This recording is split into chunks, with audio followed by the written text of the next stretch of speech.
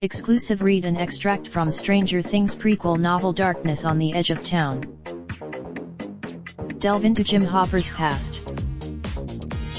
The world of expands in an official new spin-off novel, and Digital Spy has an exclusive extract.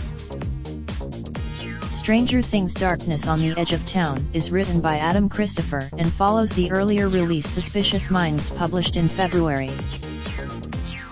Where that book explored Eleven's backstory, this new novel will delve into Chief Hopper's past prior to the events of the first season. It opens in the aftermath of Season 2, as Hopper and Eleven adjust to their new family dynamic. As Eleven begins, read our exclusive extract from the book's second chapter below. Chapter 2. The Third Victim. July 4, 1977. Brooklyn, New York. What? Hopper glanced at the uniformed officer, unsure whether the offered opinion was regarding the state of the apartment or the nature of the crime.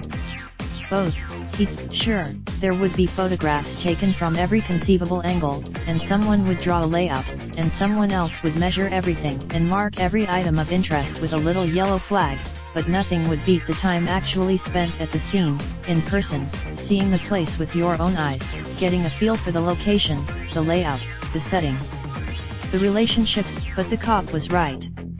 The place was a mess. That changed the closer he got to the crime scene. The Char and Shy detective. Hopper turned to see his partner, Detective Rosario Del and Shy Gatto, standing in one of the doorways he had just passed, her hands on her hips. She was wearing blue bell bottoms. Raindrop, drop top, smoking, no cooking the hot pot. Fucking on your bitch, yeah, that. Looking up, open the park pot.